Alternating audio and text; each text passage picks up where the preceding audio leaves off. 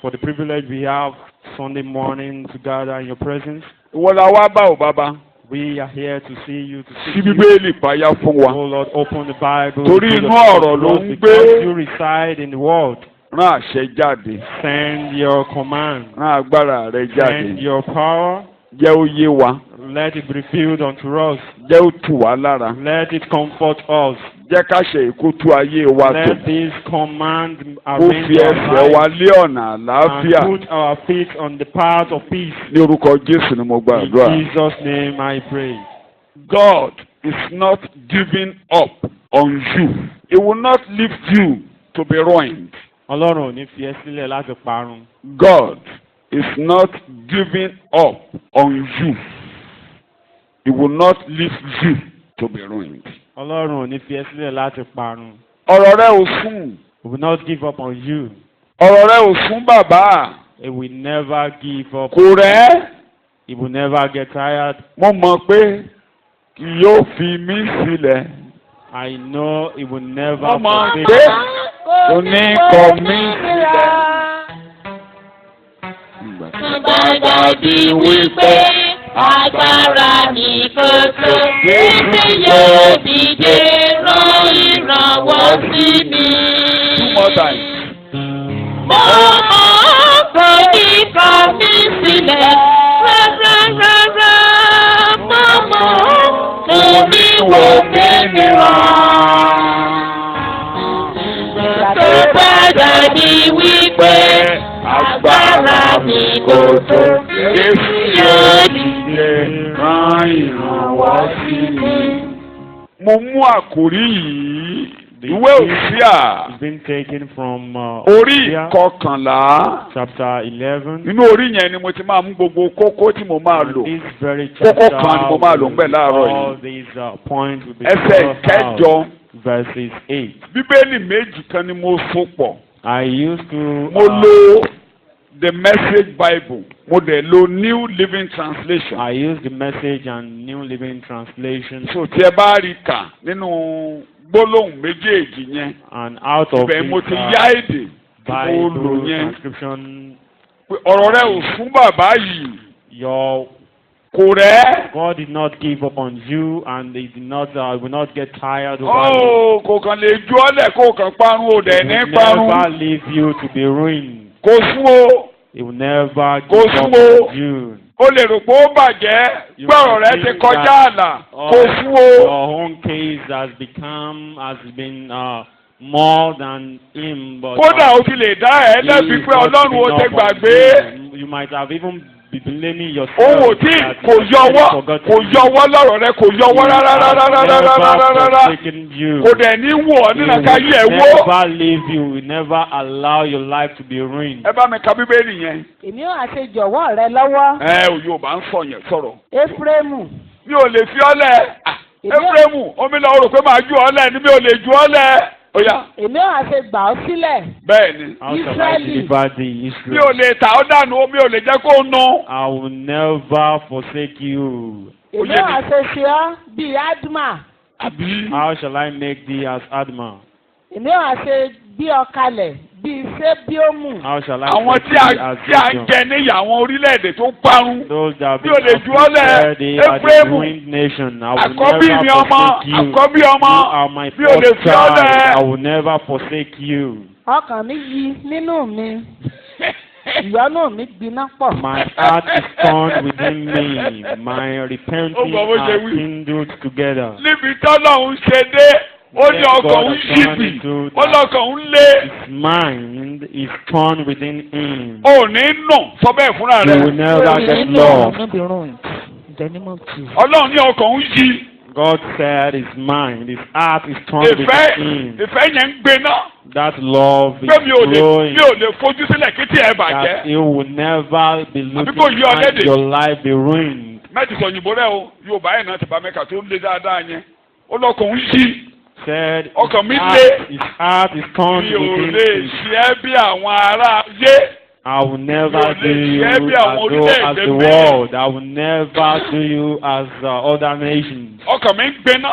ọkàn mi My hó mind is pé lórí ọ̀rọ̀ rẹ strong sẹ́ within mi ò me gbàgbé that mo over máa your yọ case mo máa I kú ọ yọ. will deliver you. I will deliver you. sọ bẹ́ẹ̀ o gbàgbé mi You bàbá say it, you will never o lè fi forsake mí lẹ̀ bí me. eléyìí You will never o forsake lè me. yọwọ́ like lọ́rọ̀ this. mi You will o deliver lè yọwọ́ me. lọ́rọ̀ mi rárá You o will gbàgbé. never forsake me. You've never forgotten me. You've never forgotten me. Jésù Olúwa. In Jesus' name, our Amen. Lord. jẹ́ ká sọ òyìnbó rẹ̀ sí ká ṣe read the message àbí New Living Translation Yes. whichever the two I want the two but read one after the other. Yes. But how can I give up on you, Ephraim? So I can't give up on you. I cannot just abandon you. I can't leave you alone. Yes. Ọ̀rẹ́ ò lè How sùn. can I turn you loose, Israel? How can I lose you to go astray? Báwo mo ṣe máa fi ẹ́ sílẹ̀ kó lọ sígbó? How can I remove my hand from your case? Báwo mo ṣe máa yọ ọwọ́ mi kúrò How lára can rẹ̀? I remove your hand from your case? Báwo mo ṣe máa yọ ọwọ́ I mi will kúrò step ní in, I ọ̀rọ̀ will rẹ̀? step in Mo and take máa dá sí over. ọ̀rọ̀ rẹ̀, mo sì máa gbàṣàkóso. How can I leave you to be ruined like Adma? I cannot allow you to be ruined like Adma. Mi ò ní jẹ́ kó parun bíi It's a Adma. question. How can I do that? I can't do it. Ìbéèrè ni I'm mi ò God. lè I gbà can't láàyè. leave you. I'm Mi ò God. lè gbà I'm láàyè. your Ọlọ́run maker. I ni can't mí. leave you. Ọlọ́run ni I mí, mi can't. ò ní kọ̀ ọ́ sílẹ̀. I can't. How can I leave you devastated like luckless Sable? How can you just be devastated and be left loose Mi to ò be ní kọ̀ ruined? sílẹ̀, mi ò ní kọ̀ sílẹ̀ láti I parun. can't bear to even think such thoughts. Huh? I can't bear to even think such thoughts. Yes. My inside turned in protest. And so I'm going to act on My my anger. inside is protesting. Nínú ọkàn mi I'm náà, protesting. I'm protesting. Okay, me. ọkàn mi ń yí nínú mi. It's protesting that no, you won't be ruined. Nípa ò ní parun, I protest rárá ò against ní your parun. situation. Ọkàn mi ń yí God nínú is mi. protesting against your Ọkàn mi ń yí condition. nínú mi. Ọlọ́run, Your condition will Ọlọ́run change. ń yí nínú mi. Amen. Status will change. Tí ayé ẹ yóò yí padà, ipò rẹ yóò yí padà. That will not remain like this. nínú rẹ̀ pé ò ní I rí báyìí, can't ò ní allow rí this bákan to náà mọ́. continue. Kò ní jẹ́ kí eléyìí kó máa God says, I tẹ̀síwájú mọ́. protest. You can't continue like this. Ọlọ́run ò ní jẹ́ kí You will come nǹkan tó out. ṣẹlẹ̀ kó máa tẹ̀síwájú. Tell yourself, I will come out. I will come out. Ó jáde, ó ṣàkíyàn.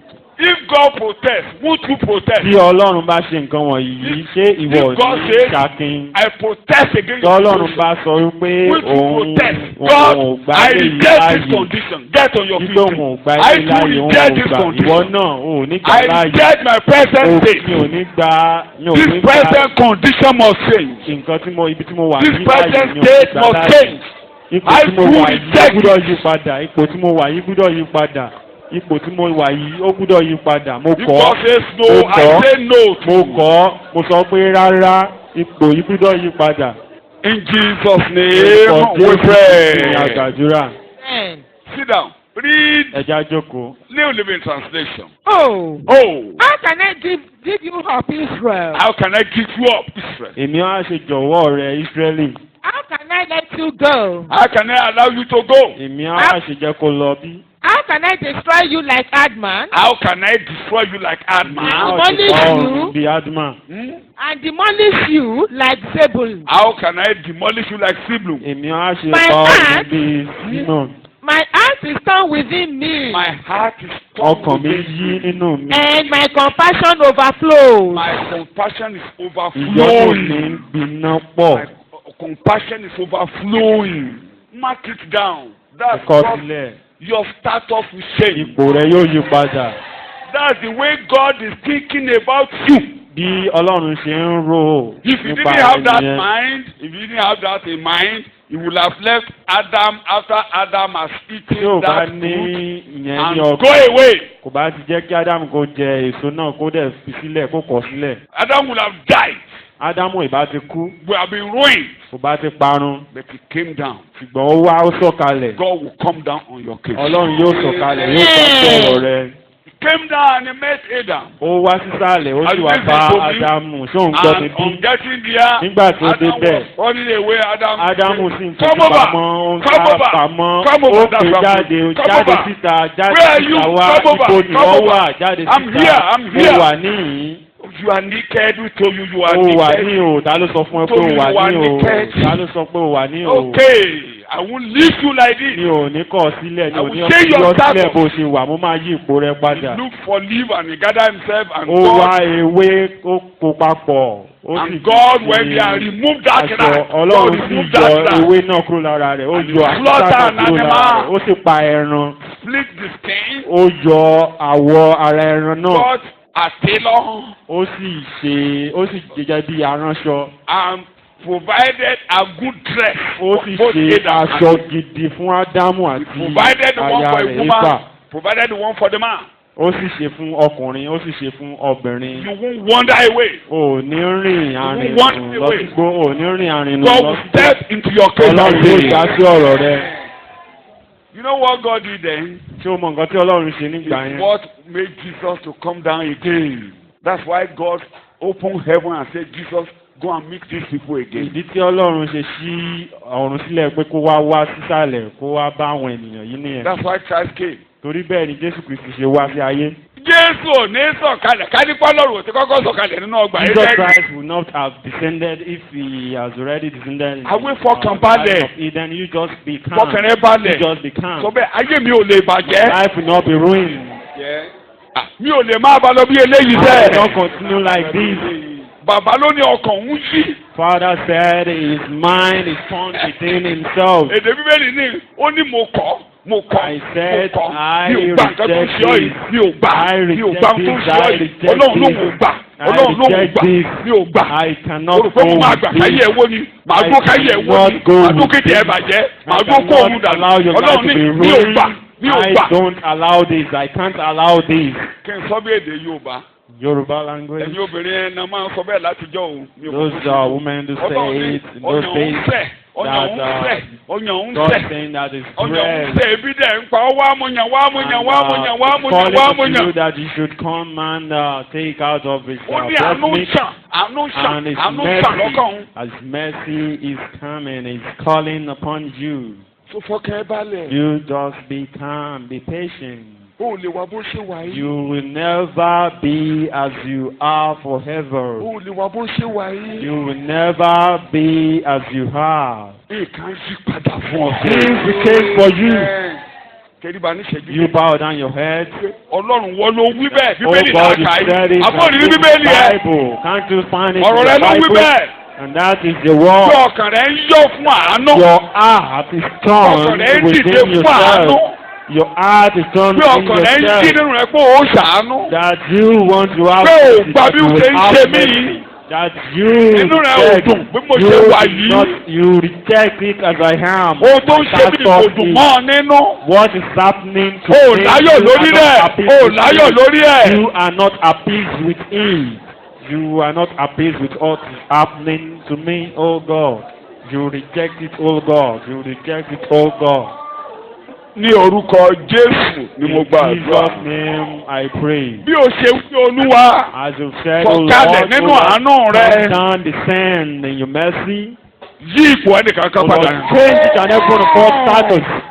Ṣé bí o ṣe wí? Do as you said. Ṣé bí o ṣe sọ? Do as you said, O Ní God. orúkọ Jésù mo gbàdúrà. Amen.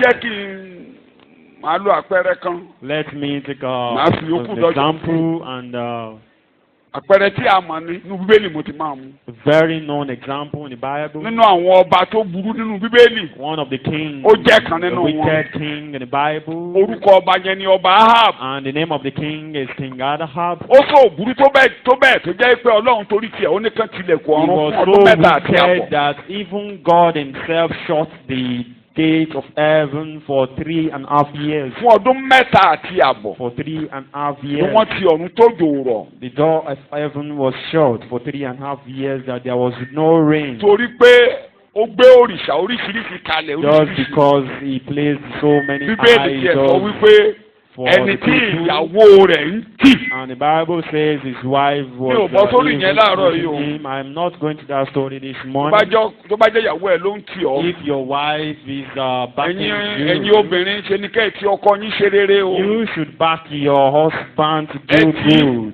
tẹ́ bá ti ṣe You gbàgbọ́ should back him tẹ́ bá ti to sọ́nà go to ẹ gba èrè rẹ̀. good. If you push him to Tẹ́ the bá ti path ka of Bíbélì ẹ gba èrè salvation, ẹ̀. you will be rewarded. Tẹ́ bá ti sínú ayé ẹ If jìyà you rẹ̀. push him to the world, you will be rewarded Tẹ́ bá as ti well. ṣèkà ẹ̀wọ́ ló máa jẹ If you gbogbo push ìyà him rẹ̀. to do wicked, you will also be Ṣùgbọ́n rewarded as well. ẹ lè ti ṣe gbàgbọ́. But you can push him, you can back him to Ẹnìkan this lóbìnrin ò lágbára lé òun gospel. lórí èké olóbìnrin ò lágbára olémi lọ́kọ ìwọ. Said women are not powerful. Tílé bá gbóná láàrin ọ̀sẹ̀ kan wà ìwọ gan kiri bọ́ gbó. If the Ó house Bíbélì not parọ́. settled, you will Pé- run away. Ó dáa láti máa gbórí àjà. It's even the Bible even said it that You láti máa even bá bìrì go oníjà to gbélé. live on the roof more than you living with wicked wife, Obìnrin tó ń jà kọjọ máa gbé. Wọ́n ló wicked fà woman. tí olórí àjà bíi. Even better, Òru ló wà even bẹ́ẹ̀. better to live Tẹ́lẹ̀ inside the tí tí à ń roof. bá wá ṣe náà You níbẹ̀ know tó bá máa that jáde àárẹ̀. this roof over this Inú òkùnkùn house it's very hot. Ṣọ́ọ̀ṣì náà máa mú lọ bẹ́ẹ̀ pé kó Dark. gbé bẹ́ẹ̀dì ẹ̀ kó lọ máa fún bíi. And Ó dà if ó you tell dà ju you pé kò to be sí obìnrin tó ń living jà lórí. inside this roof is more, it's better than you to be living with a wicked woman. Ó wá lóbìnrin ò lágbára And nù. you are saying that Really women are wonderful. not powerful. Obìnrin lágbára ó lẹ̀ Women, dá wọ́n women dá are powerful. Women dá. are powerful and they are wọ́n good. dá. They are good. Kẹ́mi má bá gbàkóso ayé wọn. If the Holy Spirit take Ibi control tó of rò your kó máa life, dé láyé Ọlọ́run á gbé ọdẹ bẹ́ẹ̀ nípasẹ̀ wherever you wọn. think that you not get to, Ẹ̀mí God tọ́lọ́run will fún take wọn you nìyẹn. there. That's the spirit that God Tó ń gbé wa lọ́wọ́ bestowed sókè. on them and help Ojú them yẹn ni kẹ́ máa fi raise wò their wọ́n. hands. That's the Màdàmú ojú ẹni kó máa fi wò rà ẹ́. to look at Pé them. nípasẹ̀ mi ilé yìí máa dá. That through me this house will be made settled, will be Tó good. bá ti jí láàárọ̀ máa sọ̀rọ̀ rere nílẹ̀ ẹ̀ lórí. Whenever you wake up in the morning, you Ìwọ náà continue máa to súre bless fún màdàmú yourself. súre fún. You continue to bless your Mama gbogbo wife. súre lé lórí. Don't cause her. You Súre lé bless lórí. her. You bless her. Mama pé lórí burúkú mọ́ o. Don't cause Obìnrin her. dáadáa ló wà nílé tèmi o. Because I Ló have wà a nílé. good wife. Kò I sẹ́ni have a tí good ò woman ní in wà my burúkú. house. Kò sẹ́ni tí ò ní No àléébù. one has his own. Èmi náà láléébù. I have my own. Yóò ti yí ọ kí mo ní mo ṣe. Ọ̀pọ̀lọpọ̀ yín gan Not tí bàbá perfect. bá ti ń sọ̀rọ̀ níjọ́ mi gan. Ẹlòmíà máa ronú mo máa ń sọ nígbà mi jọ́ mi màá dénú ilé. Bàbá àwọn ọmọ mi á mọ̀ kẹ̀rọ pé bàbá yìí máa burú gan o. Mo máa ń sọ fún ìyàwó mi, I màá ní did kí àwọn say ọmọ rẹ̀ that pè nínú ṣọ́ọ̀ṣì olùkọ́. my wife. Mo lẹ́nu mi àtọ̀ pé òlè bá bàbá yìí gbélé o pé bàbá yìí gbé o. Said that no Pé one nǹkan tó can ń live fojú with me. wọ́n á ní mò ń fojú ẹ̀ rí o.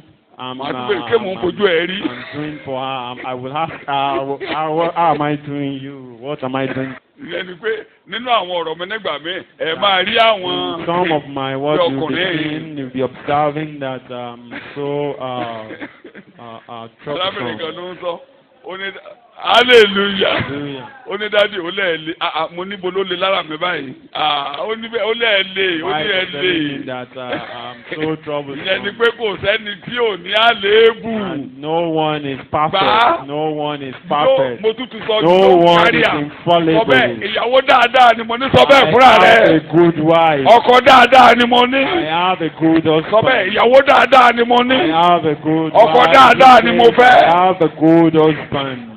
shout hallelujah Say hallelujah. dídú ẹ You close your eyes. n tó bá ti kù nínú lẹ́nì Whatever remains in tó your fẹ́ kí house ìyàwó mi ṣe fún mi. that you want my wife to Wọ́n do obìnrin náà for gbà fúnra rẹ̀. me, you pray yourself. You pray for Ìgbà tó yourself, bá you sì kù tó woman. yẹ tí mo máa fi ran ọkọ mi lọ́wọ́. Whatever Ẹ̀mí remains, mímọ́ ràn mí I'm lọ́wọ́. going to help my husband. Holy Ẹ̀mí mímọ́ ràn mí Spirit, lọ́wọ́. help me. Help Ọlọ́run me, bá Holy mi gbọ́wọ́lé Spirit. arábìnrin. Oh Lord, lay your Bí hands o sì upon yàwó this fẹ́. woman. I did Bí not o sì make yàwó fẹ́. mistake. I do not make Wọ́n lè gbógun tì mí mistake. bẹ́ẹ̀ ni pé ìyàwó mo sì yàwó fẹ́ bí o sì yàwó I fẹ́. didn't wage war against me. that Oore I ló ń ṣe mí mismarried. nípasẹ̀ rẹ̀. Oore ló ń ṣe mí Do nípasẹ̀ me rẹ̀. go through this Oore woman. tó dẹ̀ máa ṣe mí tì kù. To do me the good. Oore tó This máa ṣe good mí tì kù. are still many.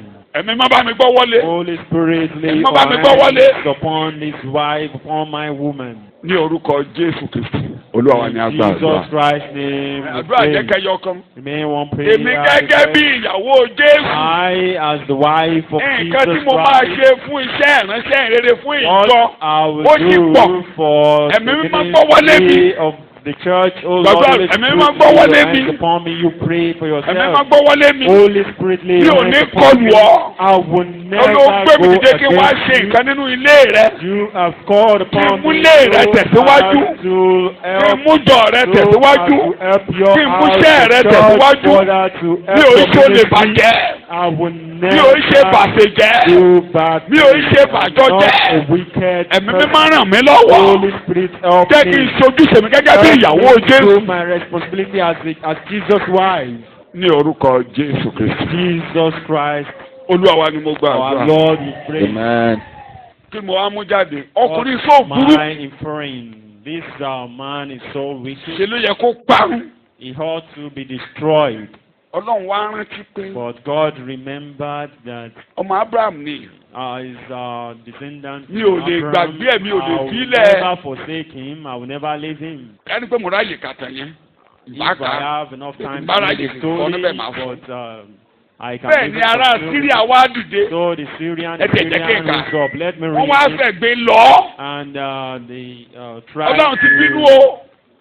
Tójò wọlé lórí o. Been furious for Tọ́lọ́run tilẹ̀kùn ọ̀run half o. years that he shot Tọ́lọ́run tó rẹ̀ dídá pé kó jòrọ̀. before he sent Ẹ Elijah. má jẹ́ ká mú yẹn mú tún lè rìn gẹ́gẹ́ bí àpẹẹrẹ. That I can Ṣùgbọ́n use lọ́ba that as an Síríà. example. But Ìkíní àwọn ọba ogun. go to Lọ́ba Síríà dìde. Ẹ wá fi ẹ̀gbin Chapter 20. wọ ẹ̀gbin tán fi lọ. Second Kings. 2 Kings. Sorry, First Kings chapter 20 verses 1 to 6. Àwọn Ben-Hadadi ọba kínní. Yes. ọba síríà sì gba gbogbo ogun rẹ̀ jọ ọba méjìlélọ́gbọ̀n. Ní sùúrù jẹ́ kán sí. First Kings chapter 20. Àwọn ọba kínní orí ogún. Yes. Abáṣe ń kà ní Yorùbá máa kà níbó ẹ̀. Yes.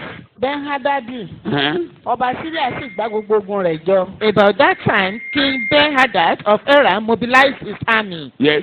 ọba méjìlélọ́gbọ̀n sì ń bẹ pẹ̀lú rẹ̀ àti ẹṣin àti kẹ̀kẹ́. Supported by the chariots and horses of 32 allied kings. 32 kings. ó sì gòkè lọ ó sì dó ti Samaria. Bẹ́ẹ̀ni. ó gbé àjàgùn. They went to besiege Samaria, the capital of Israel, and launched attack against it. ó sì rán àwọn oníṣẹ́ sínú ìlú. Ben-Hadad sent messengers to the city sọ́dọ̀ Ahabu ọba Ísírẹ́lì. to relay this message to King Ahab of Israel. ó sì fún un pé This is what Ben-Hadad said. báyìí ni Ben-Hadadi wí fàdákà rẹ àti wúrà rẹ ti èmi ni. Your silver and gold are mine. àwọn aya rẹ pẹ̀lú àti àwọn ọmọ rẹ àti àwọn tí ó dára jùlọ tèmi ni wọ́n. So are your wives and the best of your children. ọba Ísírẹ́lì sì dáhùn ó sì wí pé olúwa mi ọba gẹ́gẹ́ bí ọ̀rọ̀ rẹ tìrẹ lé èmi àti Ó ti gbogbo tó. tí mo ní. Ẹ jọ̀ọ́. All right, my lord. Ẹni tí a ní gbogbo owó ilé ẹ tó bá tẹ̀ ló fẹ́ kówó lọ. He told Ṣètò. her all your money. Ó ní ìyàwó ẹ. Said Gbogbo your ọmọ tó wife, bí, your Gbogbo children, ọmọ tó dáa jù àtàwọn tó all dáa your jù nílùú ẹ. children and all the Èmi mo ni wọ́n. children that you have in your city, I have them Ṣé ẹ mọ̀ all. pé máa yẹn ò lágbára? Don't you see that this man Ṣé is òun gan ò ní not powerful? kò ní gbẹ́kẹ̀lé kò lè gbàdúrà sọ́lọ́run pé Ọlọ́run ó gbọ́ ohun tó ń wí. He couldn't even pray to God that God can't you Kò hear yé. what they were telling me? Kéèyàn sọ pé ìwọ ẹni yẹn ti lágbára tán. You, Tó bá sọ pé owó lòun fẹ́ gbà tí wàá ní kó máa mú àbó if ní he kó máa asks mówó lọ. you that he wants money Okay. from you, Kò sọ pé òun fẹ́ mú ẹ o. he never tell you that he Olúwa á wants to take kó you. àyà ẹ. He said, I'm going to take Àtọwọ́ ẹ, your wife, your àtọmọ ẹ, money, your àtàyà riches, ẹ. your children, your Àwọn wife. aṣọ ọ̀dà horo. I will make you desolate. Kí ló máa wí? What will you say? Ẹ o kí ló máa wí? Ẹ o kò ní ìdí ẹ ó gbúdọ̀ tẹ̀lé o. Ogún kò ní ìdí ẹ. He did not need you, he never Ó ní ìdí owó ẹ. you. Wúrà fàdákà ẹ. Only Dúkìá your ẹ. riches, Ó ní ìdí ọmọ ẹ. Your Ó ní wealth, ìdí aya your ẹ. Ó ní children, ìdí your gbogbo tó dà nínú wife, ilé. and all good things Kan tú ọ that sí you òun. have. And they should Kó wà render láyé ká. you useless just for you to be Ọba living àgbàdo ọba ò not, lágbára. useless. Ó ní bó o ṣe wí ni màá ṣe o. And he said, your wish is my command. Ṣùgbọ́n ó wá sọ̀kan tí ọba wá protest. Made mention of one thing Oh, that yeah. the king Ẹ̀ka. protested. You àwọn read oníṣẹ́ it. tún padà wá. Yes. The messengers came again and wọ́n sì said, wí pé Yes. báyìí ni Ben-Hadadi sọ wípé Yes. mo tilẹ̀ ránṣẹ́ sí ọ wípé kí ìwọ kí o fi fàdákà rẹ àti wúrà rẹ àti àwọn aya rẹ àti àwọn ọmọ rẹ lé mi lọ́wọ́. Máa This rù is mọ́ what bá wọlé bá Ben-Hadad borí ẹ̀ said. wá. Yes. I sent to demand your silver and gold, your wives and your children. nígbà tí èmi bá ń rán àwọn oúnṣẹ́ mi sí ọ níwòyí ọ̀la. Yes. But about this time tomorrow, nígbà náà ni kí wọn kí ó wá ilé rẹ wò Yes. àti ilé àwọn ìránṣẹ́ rẹ Yes. yóò sì ṣe ohunkóhun tí ó bá dára lójú rẹ òun ni wọn ó fi sí ọwọ́ wọn Yes. wọn ó sì mú un lọ. Yes. I'm going to send my officials to search your palace and the houses of your officials. They will seize everything you value and carry it away. nígbà náà ni ọba Ísírẹ́lì pè gbogbo àwọn àgbà ìlú. Ibẹ̀ ló ti wá dé wàhálà sí The lọ́rùn. king of Israel summoned all the elders of the land ó sì wí pé and said to ẹ them, kíyèsí èmi tẹ̀ yín. Ó ti tó ibi tí mo fẹ́ dúró nìyẹn. So nígbà tó wá dé stage yẹn, wàhálà bá. When he got to that stage, he was distracted. Wàhálà bá. He was Ó confused. wá pe committee meeting. Àwọn yẹn ní kó má dàdó. Called Pélé tó sọ lákòókò yẹn. the priest Jẹ́ kó wá and kọ́mọ he táyà ẹ̀. said, called the elders, and what he said earlier Èmi on gan ò gbà. that if Èṣù ò ní kọ́mọ kọ́ yà mí. Satan, devil, you Tó will dáa jù never lèmi take my t'Olúwa ni. wife nor my Ò ní children. ráyè inú ilé mi What sọ bẹ́ẹ̀. is Èmi gan ò good gbà. for me, I Mi ò will gbà. never allow that. I Mi ò will gbà kí never n má allow bímọ. that. I Mi ò gbà protest. kí n má lọ́mọ. I protest. Mi ò gbà not kí n to má have nílé. child. I Mi ò protest gbà for kí me n má not rí to nǹkan lò. Mi ò gbà. house my Mo own kọ̀. house. I protest Lórúkọ for me Jésù mo kọ̀. to be poor. I protest for me to be poor. I reject it. I reject it. I protest. I reject it in the mighty name of Jesus.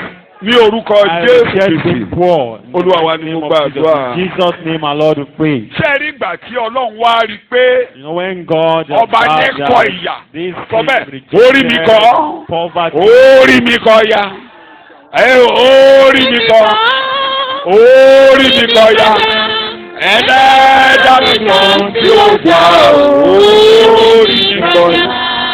Ó ti tó. Ìwọ ló máa tí ọba yẹn ò bá reject. Ọlọ́run If àdúgbò. this king did not reject this, Ìgbà tí Ọlọ́run rí i pé kinní yẹn bí nínú. and when God Pẹ̀lú observed bí- that this got him furious, Pé òun fẹ́. that I reject this, Ọba wa ránṣẹ́ sí. then the king sent Ó for ránṣẹ́ him. sẹ́ni tó. He sent for fẹ́ the gbé lọ yẹn. person that wanted Ó yẹ kí n ka to iṣẹ́ tó rán sí tó fẹ́ send gbé his lọ. message. Ẹ̀ka ẹsẹ̀ ìkẹtàlá Read verse 13. sí ewu. Yes. ìkíyèsí meanwhile, wòlíì kan tọ̀ Rọ Áhábù kí n tó sọ kásẹ̀ kẹsẹ̀ sí kẹwàá torí àkókò mo fẹ́ wo bí ọkùnrin yẹn ṣe kọ̀yà. nítorí náà Yes. yóò sọ fún àwọn oúnṣẹ́ ẹ̀bẹ̀ Hádádì Ẹ sọ fún Bẹ́hádì. he replied to Ben-Hadad's messenger, Yes. wí fún Olúwa mi ọba pé Yes. say, my lord the king, ohun gbogbo tí ìwọ ránṣẹ́ fún mi Yes. your servant will do.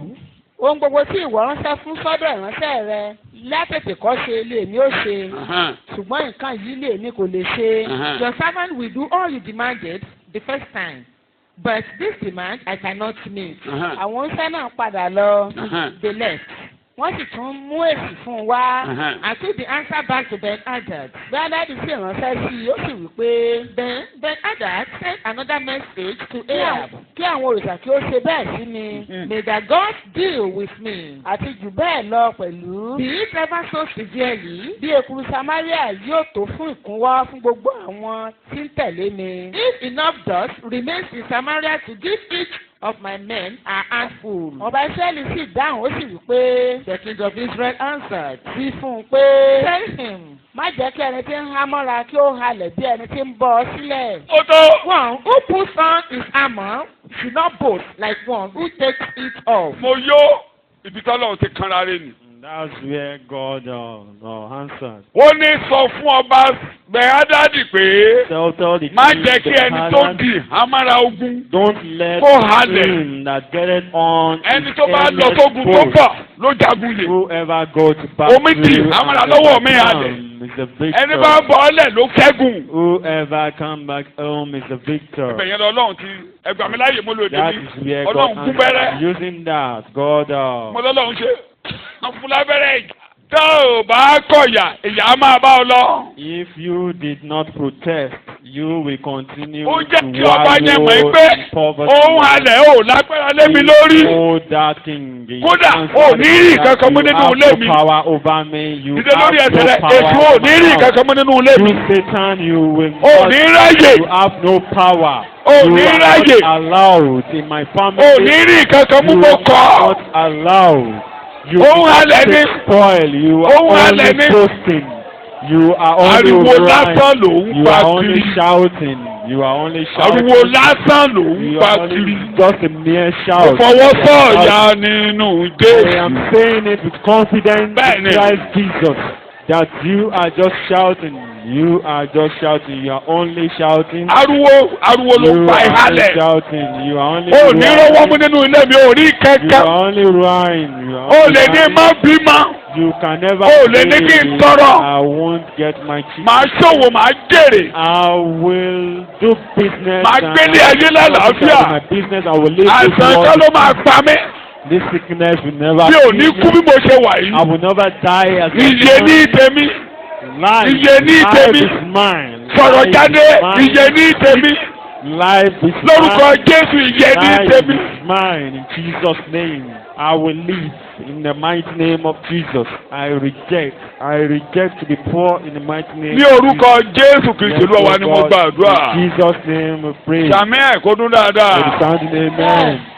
Ọlọ́run gún bẹ́rẹ́. God Ẹsẹ̀ will kẹtàlá. answer there in verse 13. Ẹsẹ̀ kẹtàlá. Verse 13. kíyèsí Kíyèsí. ìwà wòlíì kan tọ̀ Áhábù ọba Ísírẹ́lì wá. Prophet came to Ahab, king of Israel. Ọlọ́run á dá sọ̀rọ̀ rẹ láàárọ̀ yìí. Lord, you answered your king. Sórí tó o bá ti kọ́. If you reject Ọlọ́run it, if you now. protest, you say now, I have God not said, given up on you. ó ní Ahab ò ní kọ̀ ọ́ Mi sílẹ̀. ò yọwọ́ lọ́rọ̀ ẹ. Ó I'm kàn not níbẹ̀ ni mi ò giving up yọwọ́. on you, Ahab.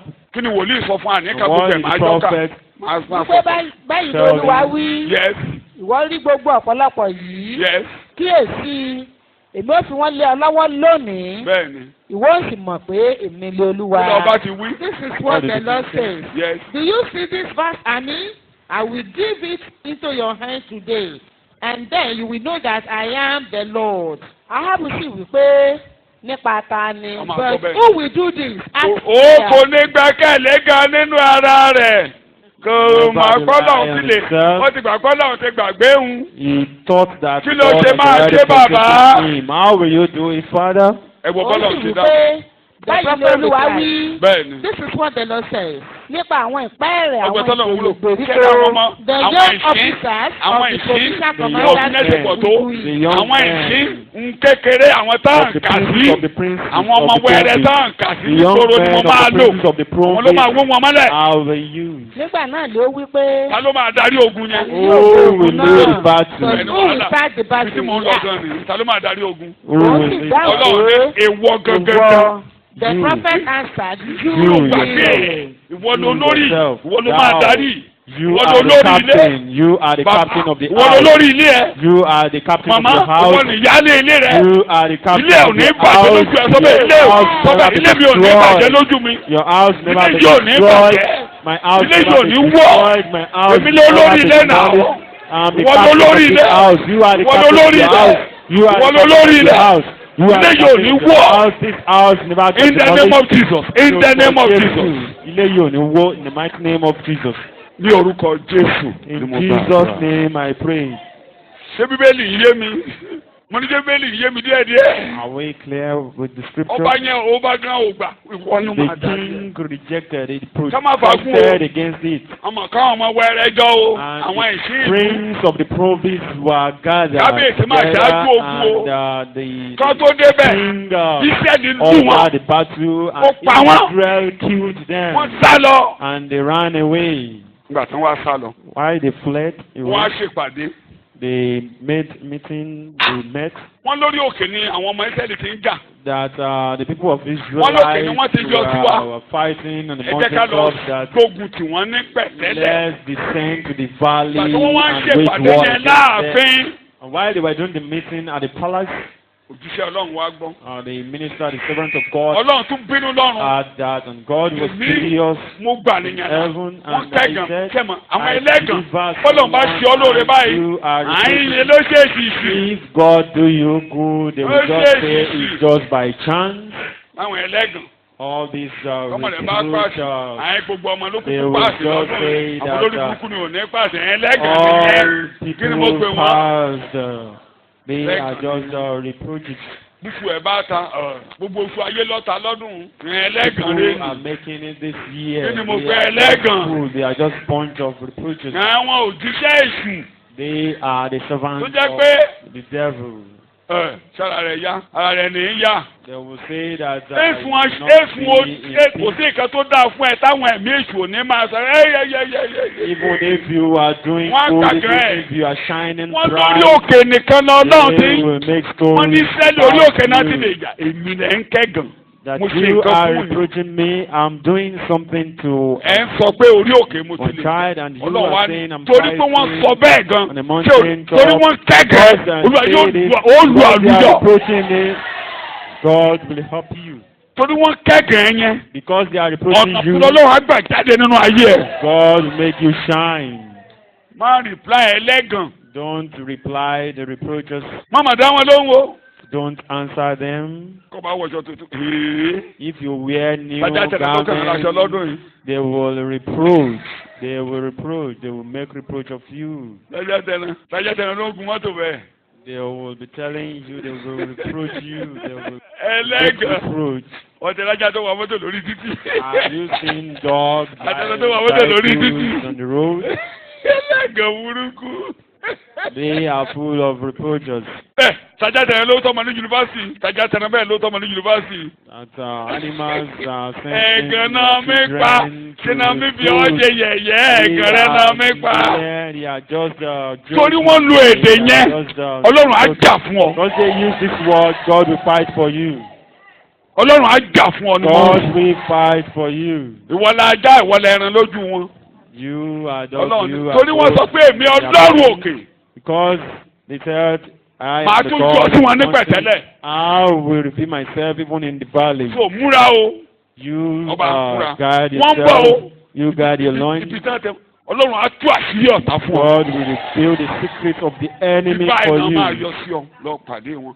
Nígbà tí Go Ísírẹ́lì máa and yọ meet sí wọn. them. Ọba While the ọ̀sá Israel ọ̀tá á máa sá níwájú rẹ ni. fled, the enemy will flee Ní from àṣírí you. tẹ́ ẹ̀ mọ̀ nìyẹn. And that's Ìgbà bá the ti tú secret that àṣírí you ọ̀tá not náà know. ọ̀. If the Bẹ̀rù kéwù ẹ̀. secret of the enemy is not Ọdẹ revealed, èmi asáfọ́tà. I will never Ó flee yí from ẹ̀yìn the ọ̀tá mi enemy. padà. Wíbẹ̀ Turn the back lẹ́ẹ̀mejì. of my Ó yí ẹ̀yìn enemy ọ̀tá mi padà. against me. Ó yí ẹ̀yìn ọ̀tá mi Turn the padà. back of my Èmi lé wọn. enemy from me. Mo bá wọn. I Mo tẹ̀ wọ́n run mọ́lẹ̀ ní abẹ́ after ẹsẹ̀ mi. them. I Mo tẹ̀ wọ́n mọ́lẹ̀ ní trample abẹ́ upon ẹsẹ̀ mi. them on my Mo feet. tẹ̀ wọ́n mọ́lẹ̀ ní abẹ́ I ẹsẹ̀ mi. trample upon them. Mo with tẹ̀ wọ́n my mọ́lẹ̀ feet. ní abẹ́ ẹsẹ̀ I mi. trample upon them. Ọ̀tá ló máa yí ẹ̀yìn padà lórí The ọ̀rọ̀ mi. enemy will turn their back from me over my case. Ní orúkọ Jésù Kristi. In Jesus Christ, Olúwa wa ni mo gba name, àdúrà. Lord, I pray. Àkórí mi yí ọbẹ̀ ni. You are cleared with my team. Mo á fẹ́ lọ sẹ́kọ̀ọ́ òní. And I want to go to today's Àkórí mi ni pé and today's theme is Ọlọ́run ọ̀rọ̀ rẹ̀ ò fún. God is not giving up on you. Torí pé ọ̀rọ̀ rẹ̀ ò fún bẹ́ẹ̀ ni. You know that your Wàhálà ẹni kò lè rárá ẹ̀ lọ́wọ́. Kò dẹ̀ fún. you. Kò fún bàbá. He will never give Àkórí ẹ̀kọ́ àárọ̀ up. yìí. That's today's topic. Ó ń pè. He is calling. Yóò fi okùn ìfẹ́ fà ọ́. Yóò And gbé ọ he sókè. will draw you with the cord of love and he will uplift you. Yóò yọ àjàgà kúrò ní ọrùn He rẹ. will take away yoke from your Àjàgà head. ọ̀tá àáyọ kúrò ní ọrùn The rẹ. yoke of the enemy will be lifted up from your head. Is calling Ó ń pè. and drawing you with the cord of love. Ó máa pè ẹ́ pẹ̀lú Lift okùn ìfẹ́. your yoke. Ó máa gbé àjàgà rẹ. He will lift your yoke. Ó máa gbé àjàgà rẹ. Hosea chapter 11. Hosea chapter Ẹsẹ̀ méjì lẹ máa so pọ̀. Mo yọ Read àánú ẹ̀ mo through ti yọ lò. verse Ẹsẹ̀ kìíní ẹsẹ̀ kẹrin. verse 1 and verse 4. Bóyá kí n lo àpẹẹrẹ kan. Maybe I should use an example. Kí n fẹsẹ̀ díẹ̀ tí. I should back it up Mi ò with bá parí, a máa some lọ dé. examples. If I'm unable to finish it, Bíbélì going home. sọ̀rọ̀.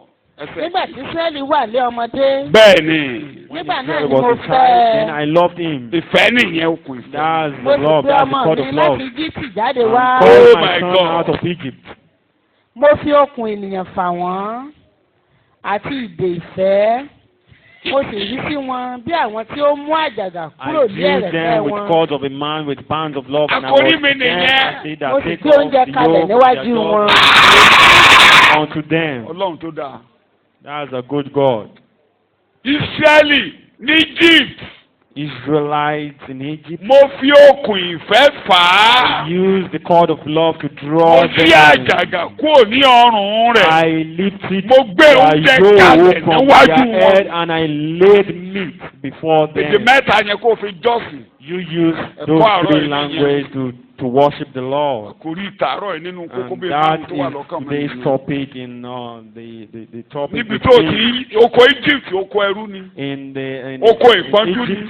Oko ìnilára ni gbogbo yín mọ̀. Ibẹ̀ láti ń jẹ oúnjẹ àjẹ ìrí. That's where you eat. Tí a ti ń jẹ oúnjẹ ìpọ́nilójú, That's where you oúnjẹ eat the ìkorò. food of affliction, the Are you listening food to me? of Tí èèyàn ti sorrow. ṣiṣẹ́ tí ò í That's jẹ. where you walk Inú òkùnkùn. in labor in vain, in Inú òkùnkùn darkness, bímbím. in total darkness, Téèyàn ti lè ṣe ohun tó fẹ́. that you can never do as you wish. Bí ewúrẹ́ tẹ̀ gbé agolo sílẹ̀ nù. Just like a mere goat being Tàbí ewúrẹ́ tẹ̀ sokùn mọ́ lọ́rùn. and its mouth is being closed with, Ẹ sokùn mọ́ lọ́rùn. with rope, Ẹ ń da èpo ẹ̀gẹ́ sílẹ̀ fún. and you begin to place Ṣé ewúrẹ́ yẹn máa dán? food in its Ẹ̀dá mi ló presence. tó máa dán. Will that goat be shining? Kó lè dán. It will never be shining. Kó lè dán. Èpo ẹ̀gẹ́ òjò yóò kù lọ́nù ẹ̀. You remove the cord, Yóò kù lọ́nù ẹ̀. the rope Fún lómìnira. you used to tie. Kó jẹ́ kó ṣe lè You jẹ́. give the goat freedom Mo ní kó jẹ́ kó and jẹ́. let him roam. Let the goat roam about. Fún lómìnira. You give the goat Pẹ̀lú freedom, òkun lọ́rùn. but with that rope Ipò tí in Ísírẹ́lì wà his ní neck. Íjíbítì nìyẹn. That's the Ipò tí gbogbo wa wà status of Egypt, nínú Ádámù Israel nìyẹn. in Egyptian Ipò tí Egypt. gbogbo wa wà nínú ayé nìyẹn. That is the status we are in the Wọ́n world. ti sọ wá mú. We are being tied to a place. Whenever you want to go Wọ́n máa forward, yípo bẹ́ẹ̀. the rope will draw you back, and you will be merry-go-rounding round about. And there are some Ó times dìgbà tó olóò rẹ̀ bá that dé this kó rope tu. will even coil Pé around gbogbo ojú you. wà níwájú ẹ̀ tó mi jẹ o. Your food, even the food is being placed in front of you. O lè dán. You will never Ipò get tí fat. ẹnikẹ́ni tí ò bá ti gba Jésù wà That nìyẹn. is the condition, the status that whoever did not Wọ́n accept jẹun. Jesus Christ is. Wọ́n They lè are kọ́lé. eating, Wọ́n ń bímọ. they are giving birth. Lórí ìfo yẹn. Just Ewúrẹ́ lè bímọ. at that very position, you know, Olórí goats ẹ̀jẹ̀. can give birth. Onírà.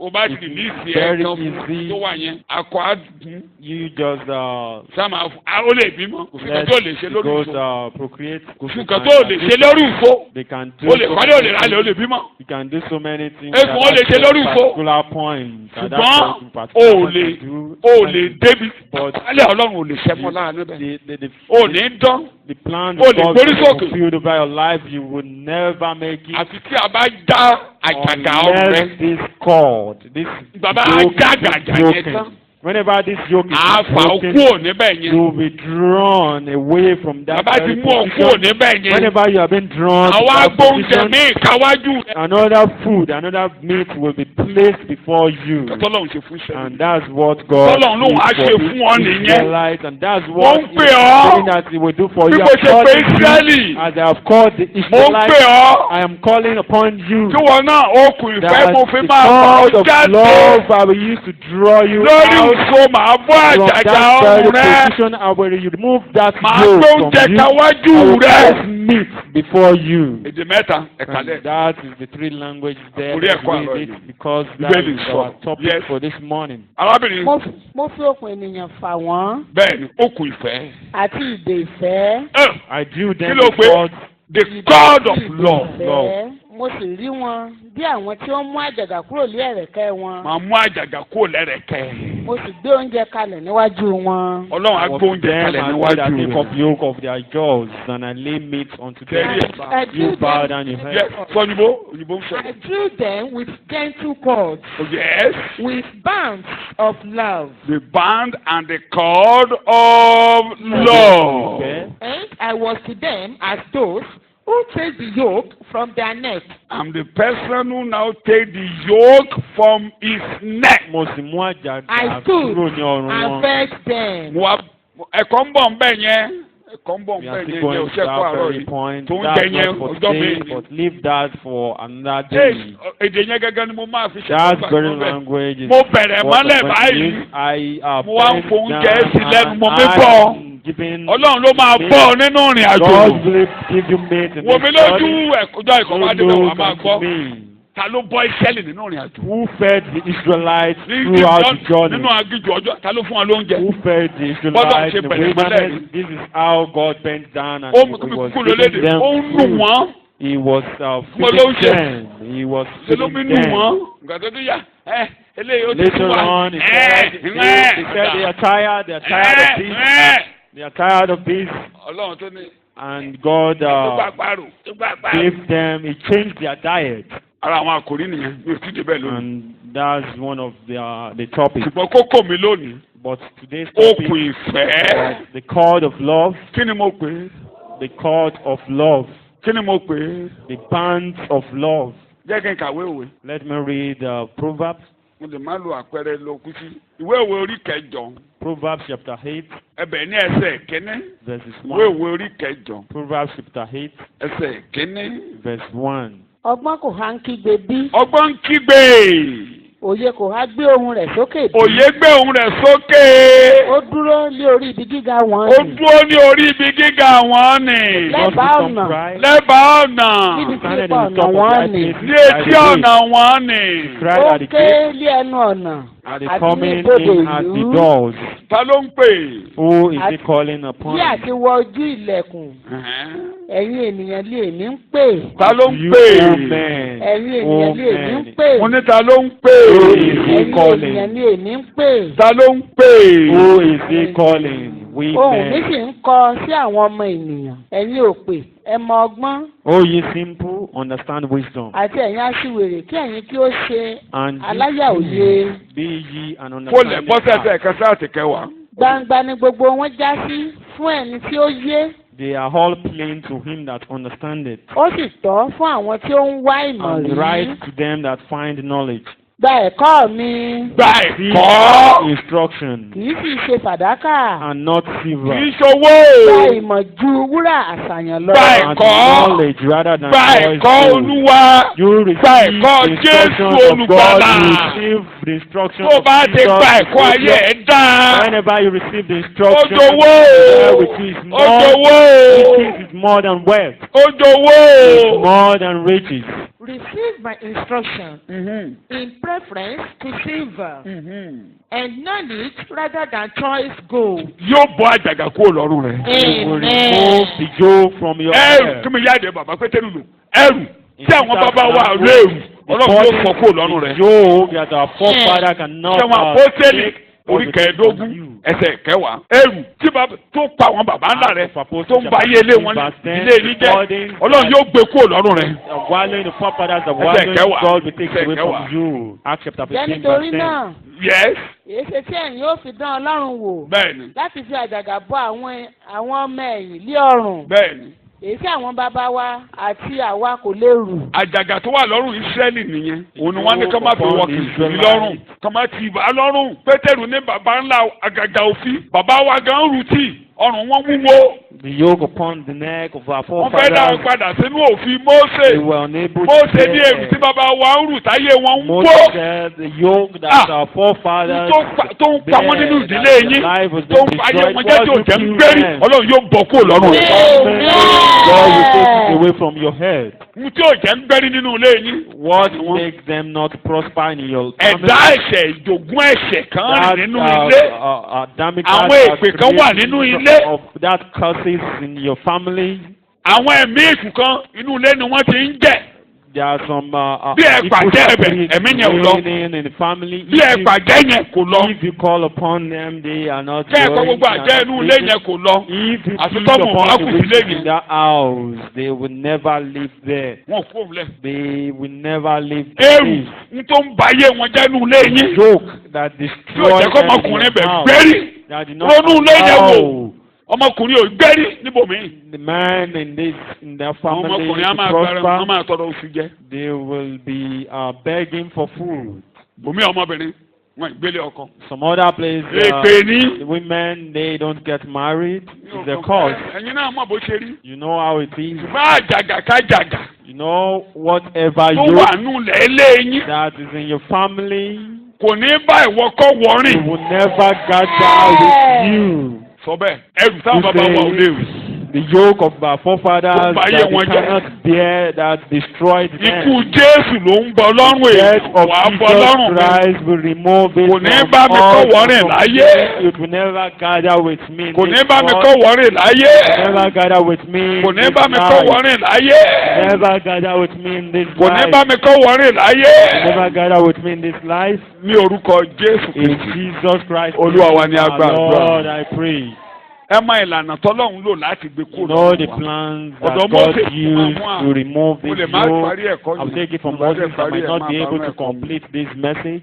ewúrẹ́ pupa You know, this red tí goat a ò fi gbẹ́rù rí. that was never Orí ẹ̀ náà máa used gbé àjàgà carry yẹn kọ́. yoke. It is this goat Numbers that chapter this yoke 19 will be placed verse upon. 2. In the book of Numbers chapter tí ò rú 19. ẹrù rí. This goat has never Òun been lára this ẹrù yoke rí. before. He will bear this yoke. Jésù rọ́pò mi.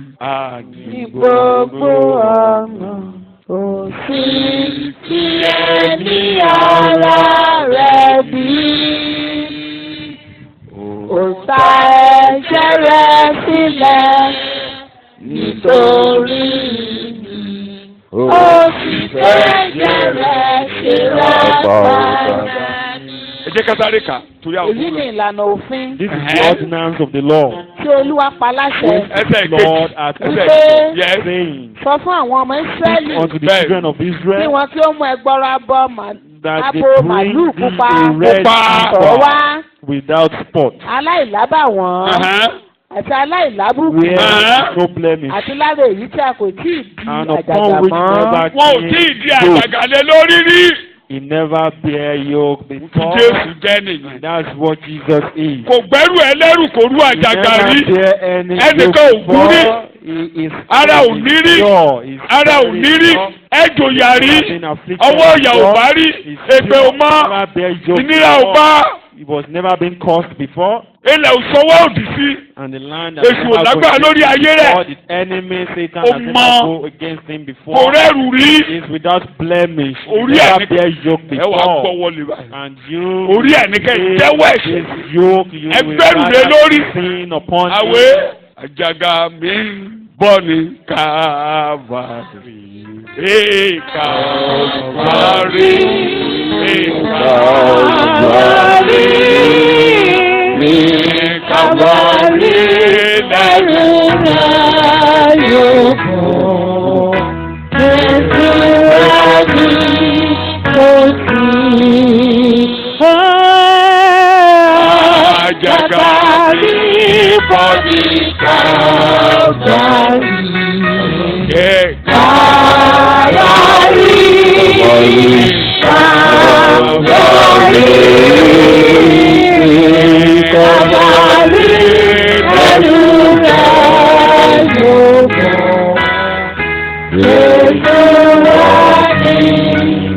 Lórí àkókò mi ìlànà yẹn ni pé wọ́n wá gbé wúrẹ́ yìí kalẹ̀ àlùfáà wa gbọ́wọ́ ni àwọn àjẹwọ́ ẹ̀ṣẹ̀ ẹnikẹ́ni tó bá wá fẹ́ tó bá ti ní wàhálà wá wà gbọ́wọ́ rẹ̀ lé báyìí wà á darapọ̀ mọ́ èrò ayé rẹ̀ wà á gbélé lórí You will place your burdens upon tó him. tó máa ṣe láàárọ̀ yìí That's what you will do this morning. àgàgà ayé rẹ̀ wà á gbélé lórí Your yoke you will place upon him, yóò ru ẹrù yẹn lọ and he will bear your yóò ru yoke. ẹrù yẹn lọ. He will bear your yoke. jẹ́ nǹkan bíbélì tì jẹ́ nǹkan bíbélì tì ẹsẹ̀ bíbélì yẹn wọ́n ń kọ sókè lẹ́kẹ̀jẹ́ kí n kà sí. Jòhánù orí ìkẹwàá 18 ẹ jẹ́ kí n kà Jòhánù orí ìkẹwàá 18 jẹ́ kí n sáré kà yín. John 10 Ẹnìkan kò gbà á lọ́wọ́ mi. bẹ́ẹ̀ ni Ṣùgbọ́n mo fi í lélẹ̀ fún ara mi. bẹ́ẹ̀ ni Mo lé agbára láti fi í ó lélẹ̀. máa má yọ̀ǹda ẹ̀mí rẹ̀ Mo sì lé agbára láti fi mo ní agbára láti gbà á He deliberately surrender his life. ọ̀dọ̀ bàbá ló ti gbàṣẹ yẹn No one takes it away from me. bẹ́ẹ̀ ni On the contrary,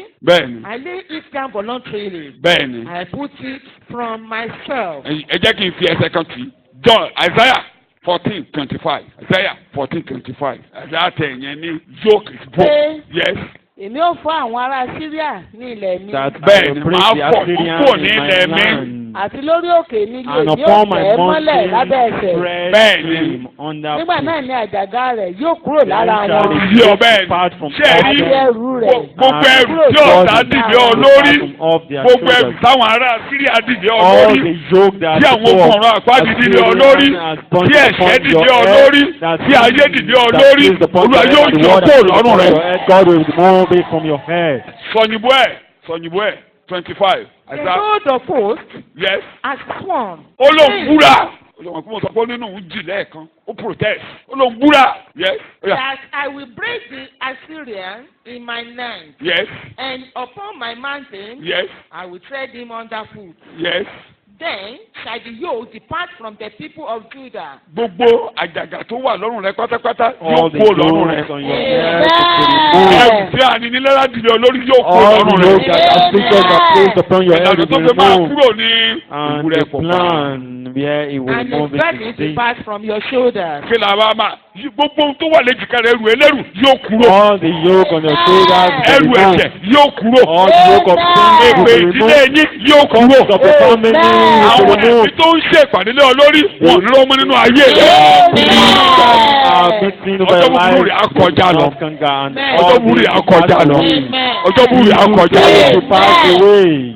Kò sí ní tó máa ṣe ìlànà Mósè náà la máa lò. Nothing will Ìlànà lose ewúrẹ́ you, pupa but you yẹn. will follow Nínú the Lẹ́fítíkù plan, orí the doctrine kẹ́ni of Moses ẹsẹ̀ and kẹrin. in the book of Leviticus, Ẹbọ sísun oníkálukú agbọ́wọ́lé. and you will place Wà your wá hand kà sórí ẹ̀. upon this burnt offering, Màá parí and ẹ̀kọ́ àmà you lọ́lé. will Tí o sì fi confess ọwọ́ rẹ̀ lé upon orí it. ẹbọ sísun náà. Gbọ́wọ́ rẹ lé.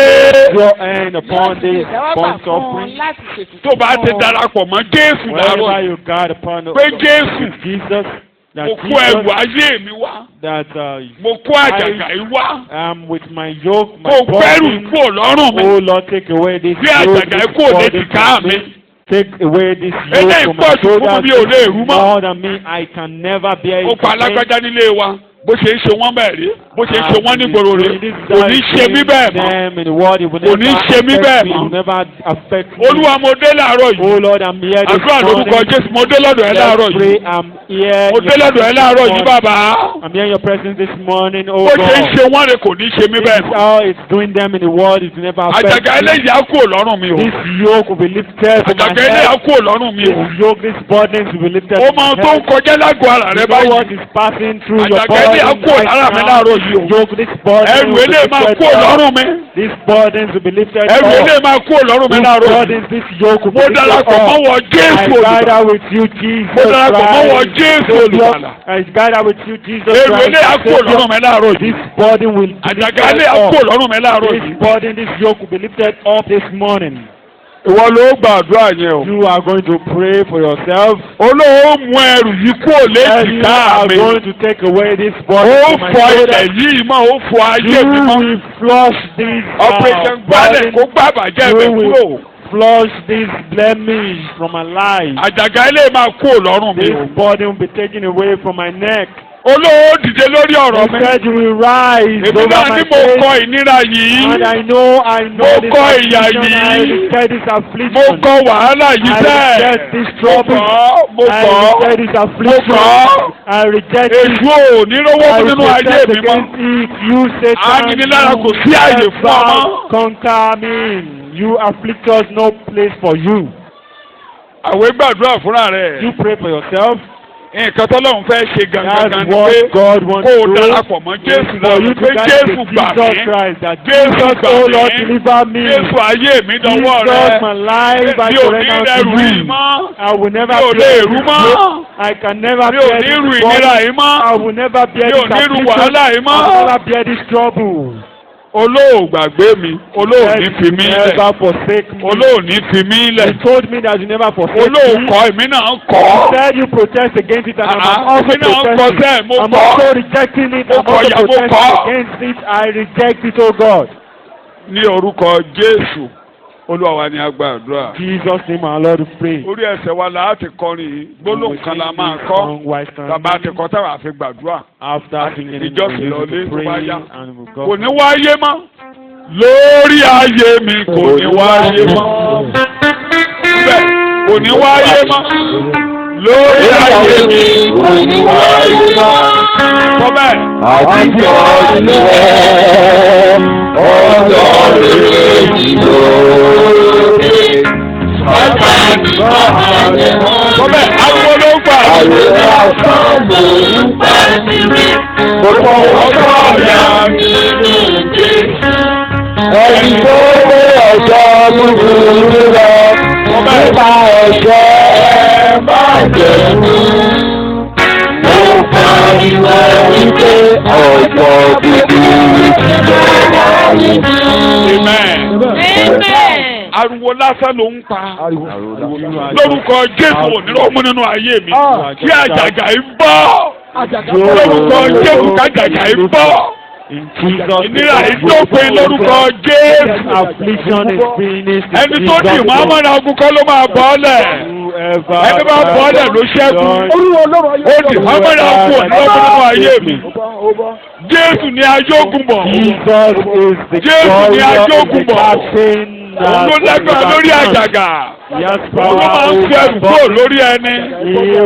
Lórúkọ Jésù. Mo dòmìnira mo bá. Mo bá. Mo bá. I'm free. Àjàgà ikọ́ lónìí ní orúkọ Ní orúkọ Jésù. In Jesus' name our Lord free. Sàmì ẹ̀kọ́ kanlẹ̀. Amen. Gbogbo ẹrù wúwo lórúkọ Jésù kó bọ́ọ̀lù rẹ̀. Àjàgà ká jàgà. All afflictions Bí of àṣẹ God ìwọ Olúwa. with your Yóò command àjàgà of kúrò God. lọ́rùn ẹnìkankan. Ẹrù tó ti gbé níbi ikú oró. All the bodies that you Ẹrù tó gbé prepare kọ́bí àgbélébùú. on the cross of Ẹrù Calvary. tó ti rù. All the Ẹrù bodies tó that máa you gbé bear. orí wa ò gbé. All the Lórúkọ bodies. Jésù Olúwa sọ̀kà. Bá a ṣe tàìsàn. Bá a ṣe tìnira. Bá a ṣe tuntun. Bá a ṣe tàìlọ́mọ. Gbogbo tó ló máa wọlé ẹyin mọ́lẹ̀ tó ló máa wọ ayé ẹyin mọ́lẹ̀. Gbogbo ẹrù àwọn àgbáàdì lórúkọ Jésù kò fọ́ kalẹ̀. In Jesus' name. Gbọ́ òmìnira. Amen. Gbọ́ òmìnira. Freedom. Káyọ̀ wọlé. Amen. Kí ìyè wọlé. Kí ìyè wọlé. Kálàáfíà wọlé. Lórúkọ Jésù mo gbàdúrà. Sàmẹ́yìn kó kan lẹ̀ dá. Hallelujah mẹ́ta tó tó dá. Hallelujah. Jókòó kan sí o. Báàbá wa báwo la ṣe fẹ́ gbọ́ nǹkan tá a gbọ́ yìí. Báàbá wa gbọ́ nǹkan bá a gbọ́ yìí báwo la ṣe fẹ́ gbàdúrà tá a gbà yìí. Báyìí ni ìgbàgbọ́ ṣe fẹ́ ru sókè nínú ọkàn wa. A dúpẹ́ lọ́wọ́ yín lórúkọ Jésù Olúwa gba ọpẹ́ wa. Ọlọ́run ayérayé àní sáláìrántí ìránṣẹ́ rẹ tí wọ́n Ọlọ́run lò láti wá oúnjẹ tó dáa yìí wọ́n tún ṣe ọbẹ̀ tó dáa sí pàápàá lórúkọ Jésù Olúwa bá wa bùkún wọn. Lórúkọ Jésù Olúwa bùkún wọn. Gbogbo ìgbà la máa sọ àní ààyè wà lókè ààyè sì kù sókè lórúkọ Jésù Olúwa gbé wọn sókè. Ǹjẹ́ orí ọ̀fẹ́ Jésù Kristi Olúwa wa? Ìfẹ́ mọ́ ti Ọlọ́run. Ìdàpọ̀ ti ẹ̀mí mímọ́. Kó wà pẹ̀lú wa. Kó dúró tì wá. Kó di ọwọ́ wa mú. Láti ìsinsìnyí àti títí láéláé.